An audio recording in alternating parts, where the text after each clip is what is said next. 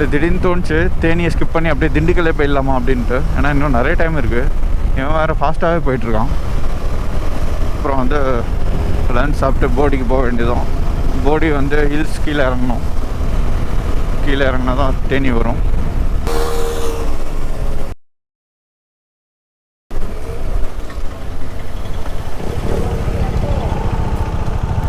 போங்கண்ணா.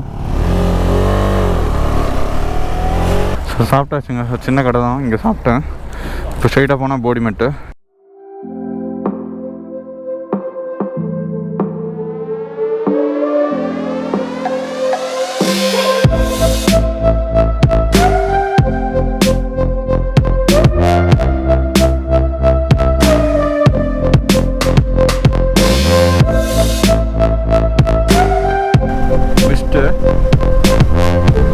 நல்லா mist form ஆயிருக்கு.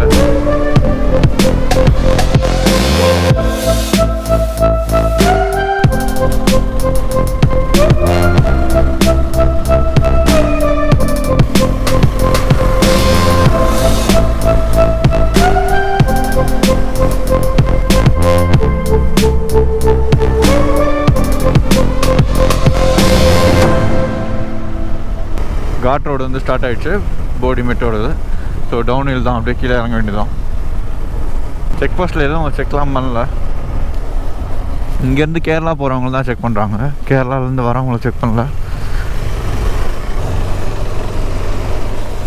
கீழே தமிழ்நாடு தெரியுதுன்னு நினைக்கிறேன். அதுதான் தேனியாக இருக்கணும். ஸோ வரும்போது தேனி, கம்பம், குமுளி அப்படின்னு ஸ்ட்ரெயிட்டாக போயிட்டேன். போடி ஏரில் போடியில் இறங்கினா வந்து நம்ம டேரெக்டாக கனெக்ட் ஆகிடும் தேனிக்கு. கொஞ்சம் தூரம் தான் டவுன் ஹில் ஆனோடனே. ஸோ செம்ம வியூ. ரோடை பாருங்கள்.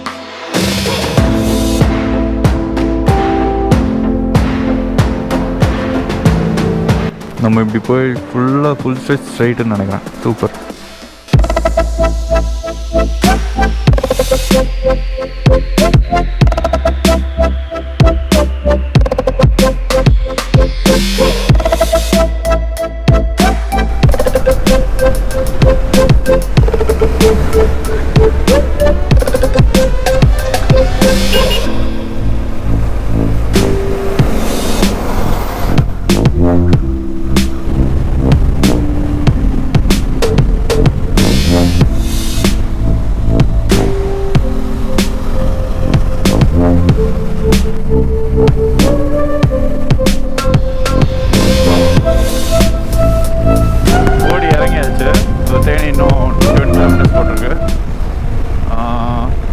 டைம் வந்து 2:30 தான் ஆகுது. ஸோ தேனியில் தங்குற மாதிரி பிளான் இல்லை.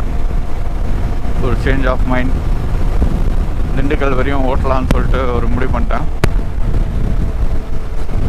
மேபி திண்டுக்கல்லில் போய்ட்டு ஸ்டே பண்ணிக்கலாம்.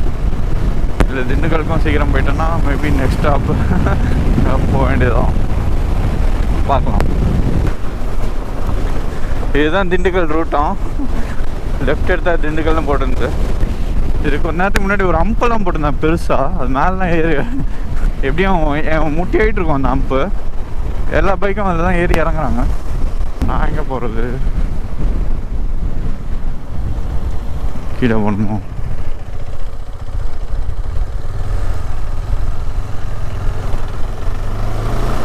நான் திண்டுக்கல் இப்படியே போகணும். திண்டுக்கல் சரி. ஸோ ஒரு டைவர்ஷன் ஹைவேலேருந்து எதுக்குள்ளேயே போகிறோம். நல்லாயிருக்கு வில்லேஜ்.